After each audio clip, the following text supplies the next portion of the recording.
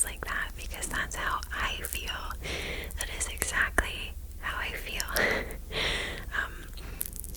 I didn't really want to go into a rant, but it's okay. You can skip ahead if you want. But I've always felt like I've always felt like such an awkward person. Like I don't have girlfriends in real life. I don't want to be anywhere other than at home. I am an introvert. I have social anxiety. So I'm just saying, like, I truly do feel like I am sitting down with a friend, chatting about a cool story, and I get to just ramble and talk about it as long as I want, and just go on and on and on, and nobody can stop me. I don't know, I'm just saying, I see your comments. I feel the same way, and I'm so grateful to have you here and know that you enjoy the videos. So thank you so much. I just wanted to get that out of the way. Okay. So what day are we on? We're on Monday. Happy Monday. Mondays generally kind of suck. So what can make a Monday better? A fun cocktail or whatever you are drinking. Maybe pop, tea, water, milk, soy milk, I don't know. But tonight I have a fun cocktail. And it's not complete yet because I wanted to finish it in front of you. So I didn't follow a recipe for this. I made it up, but I think the closest thing to this drink is a sunrise. Like, I think it's called a tequila sunrise. I believe I've never had one, but anyway, in this glass I have 2 ounces of whiskey, which is like my favorite drink to make cocktails with. And then I have an ounce of lemon juice, 2 ounces of orange juice. I just freshly squeezed it. And then an ounce of simple syrup because I like my drinks very sweet. And then to make it actually the sunrise part, I have grenadine, which has this beautiful purpley red color, so it's like the rising sun, right? And I'm just gonna pour a little into the drink over the ice. We'll see. I really don't see how this could be bad on any planet. It's just sweet yumminess.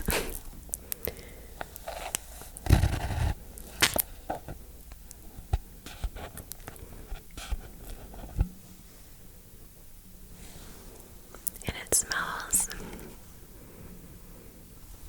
kind of like cherry cough syrup, to be honest, but it doesn't taste like that, in my opinion. Okay.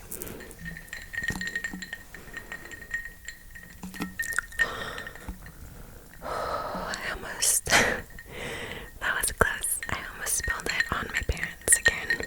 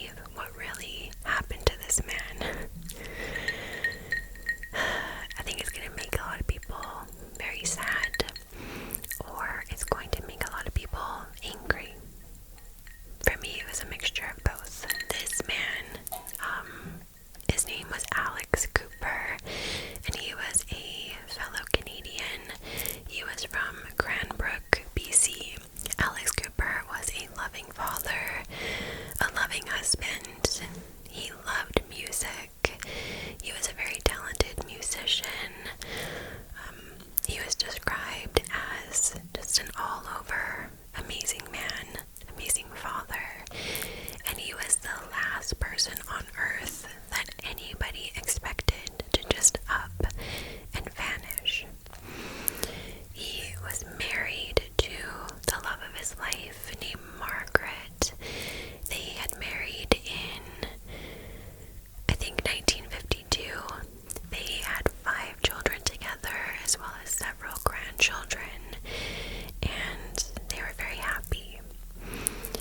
Alex had worked in the cleaning industry from 1974 to 1983, but in 1986, he decided to change things up, and he started working as a traveling salesman, which is great, right? And with this new job, he was on the road quite a bit, and I believe he was selling restaurant equipment and other things, but he was very, very good at this job, and he loved it. So our story starts on April 4th, 1987. Alex's daughter, Leah, and her husband, Pete, were leaving Cranbrook very early in the morning, and they were just driving to a nearby city to go and do some shopping. So they left early that morning around 7 or 8 o'clock a.m. And as they drive over a bridge, the bridge went over a local river, Pete notices that Alex's car, Layla's father, his car is parked on the side of the road near the bridge. So Layla and her dad were very, very close, and she said that she couldn't imagine driving by without stopping to say hello to her dad.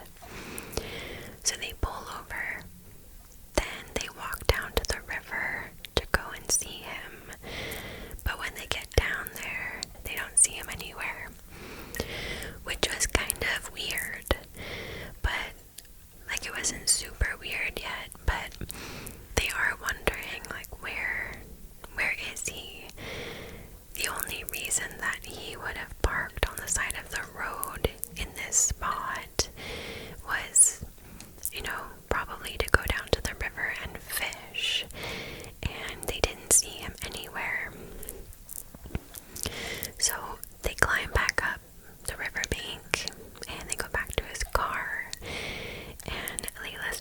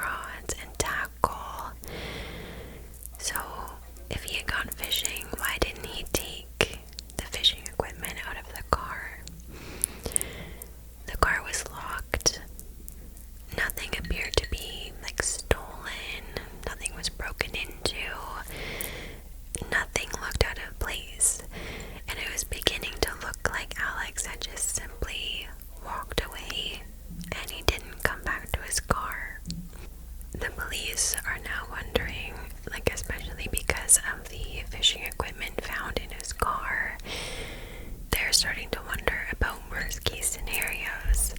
Like, did Alex park, get out of the vehicle, and walk down to the river to check out the fishing situation that day? And did he have a heart attack and fall into the river? So a full investigation was started with air and land searches, and police divers even scoured the river as well, but they didn't find him.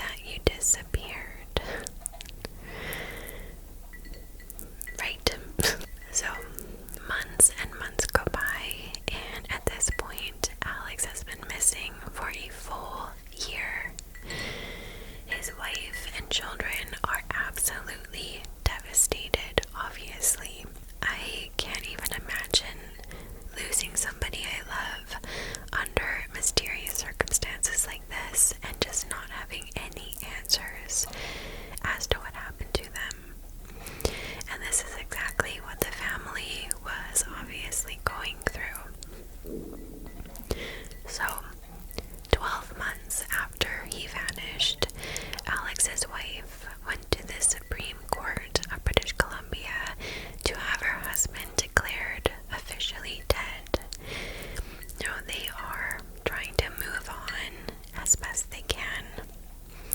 So she goes and explains the situation, and the Supreme Court agrees, and they declare him officially deceased.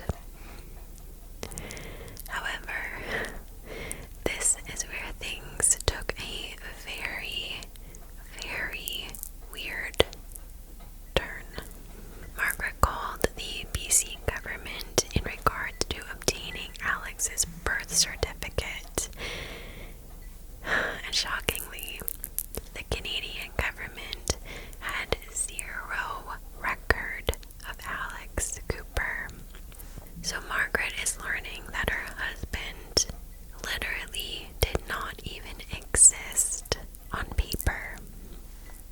Alex and Margaret had married in 1952, but Margaret was now learning that before their marriage, there was nothing on record or paper saying that Alex Cooper existed.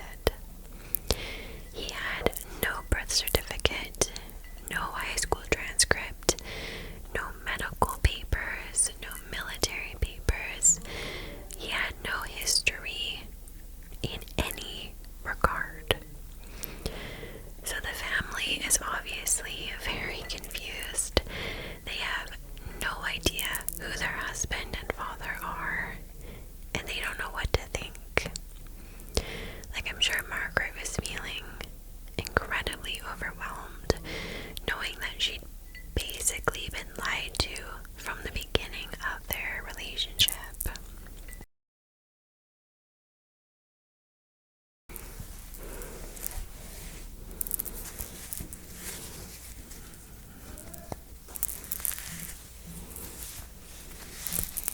So his daughter Leah did say, though, that she may not have known his actual identity, but it didn't make her question at all how much she loved her father.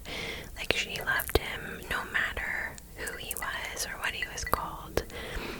But still, I can't even imagine what they were probably going through. But then something happened that nobody saw coming and nobody could have expected.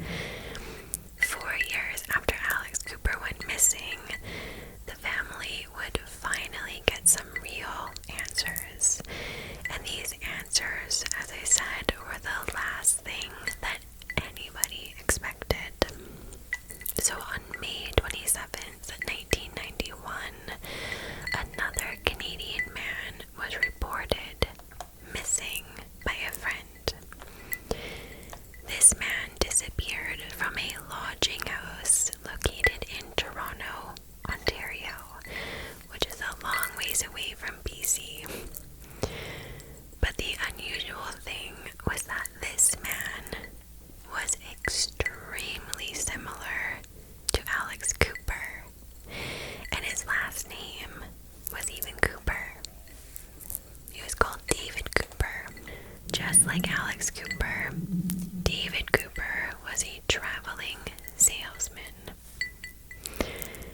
They shared the same last name, and the two men looked so similar that they could have easily been identical twins, or they could have been the same person. My stomach is growling. I hope you can't hear it. So this man, David Cooper, he worked out of Toronto, and he would go on weekly business trips to different cities outside of Toronto to sell meat. He was a traveling salesman.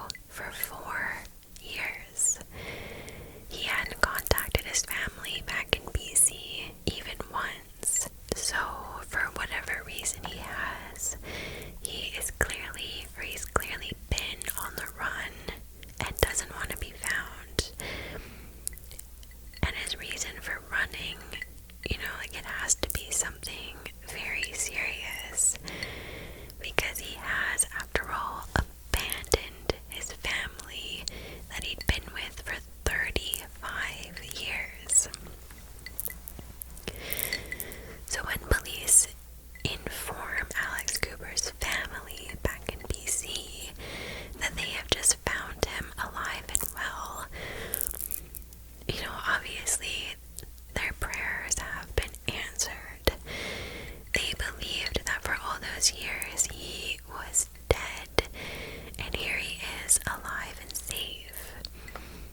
But after the shock wears off, they're just left heartbroken.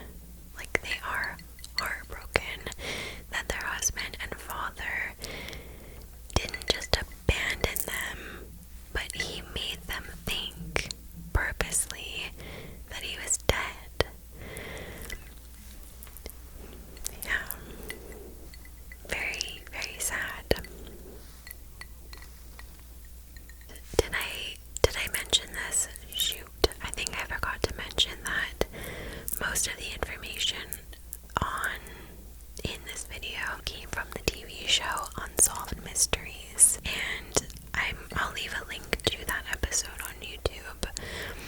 And I just couldn't help but notice that the interviews with Alex's wife, Margaret, these interviews are just heartbreaking. Like, you can see how truly hurt she was by how her husband left her and the children the way that he did.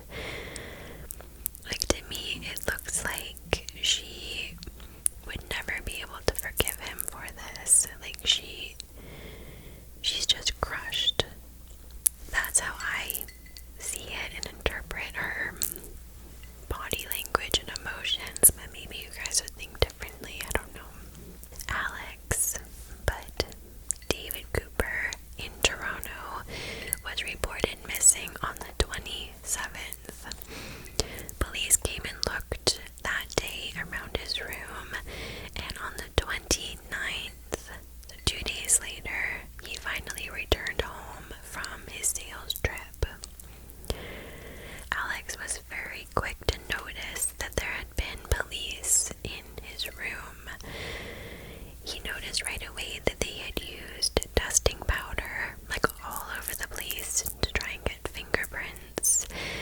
And when he saw this made him very nervous. So he goes and questions the owner of the boarding house, and he's like, why were police here? And who the heck reported me missing? And the owner says she doesn't know. All she knows is that she's glad that he is okay. And, when he finds out that the police are still actively looking for him, he packs up his stuff and he immediately takes off. So he's on the run again. However, thanks to the show Unsolved Mysteries, after the original Alex Cooper story aired, a viewer actually recognized Alex Cooper, and he said, yeah, he is in Hamilton, Ontario, and he's living on my street. And police are thankful to get this call, and on January 10th, 1992, police go and find him, and they take him in for questioning, because they don't know if he's like a fugitive on the run, if he's done something terrible. They don't know what's going on. So yeah, on January 10th, they get him.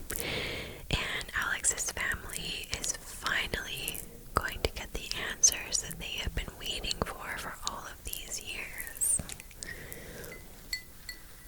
Alex Cooper tells police that he has been living with a fake identity for nearly 45 years.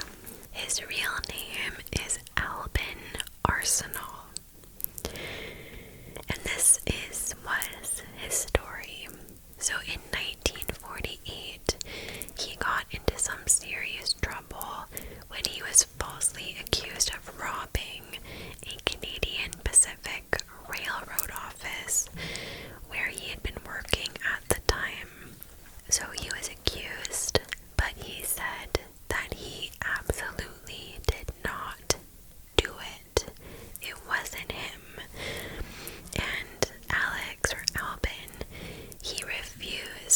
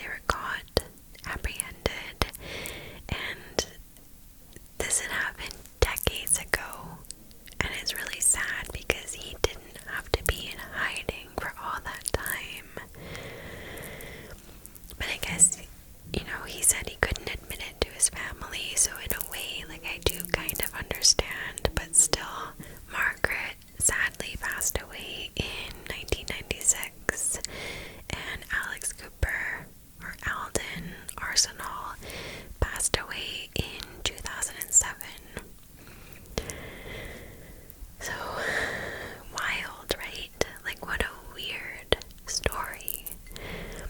But just, like, hold on to your whiskey sunsets, because wait until you hear this crazy theory. Just wait.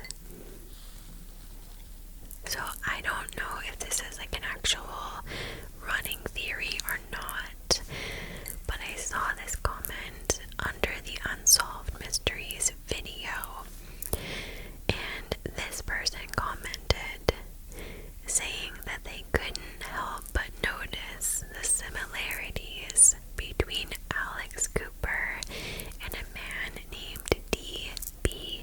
Cooper.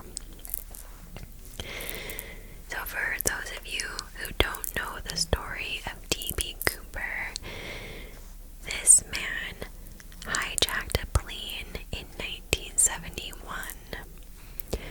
Once the plane was in the air, he demanded $200,000 in cash as well as parachutes. He then opened a door on the plane while it was still in flight, and he parachuted out with all of the money, and he completely got away with it.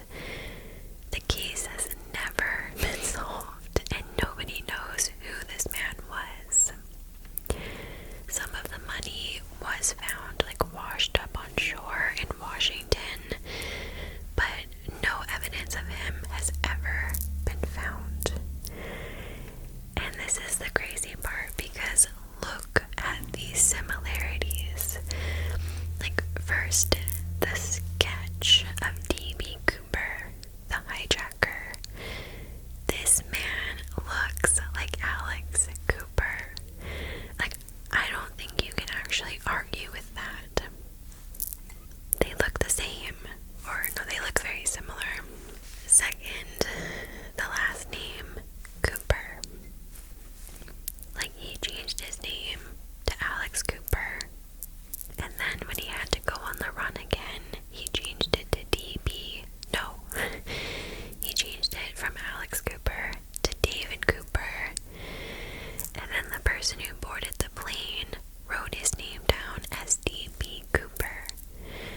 And, like, of itself, not a really big deal, but I think with the sketch and them looking so similar, I think it's something to notice. So, he faked his identity in 1948 when he was only 26 years old. The hijacking took place in 1971 when Alden Arsenal, or Alex Cooper, would have been about 49. And I would say that the man in this sketch, D.B. Cooper, I would say he looked to be around 50, give or take. I don't know. What do you guys think? Like, please let me know what you guys think. And then, lastly, I'm just not sure I completely believe him. Like, I don't believe that somebody would leave their family of 35 years because they faked their identity over a railway robbery that they did not commit. I don't believe that he hadn't looked it up to see if the real robbers had been charged. I don't know. I don't believe it. I don't believe that somebody would ever leave their family over a crime that they did not commit. Like, I think most people would fight to the end to prove their innocence or get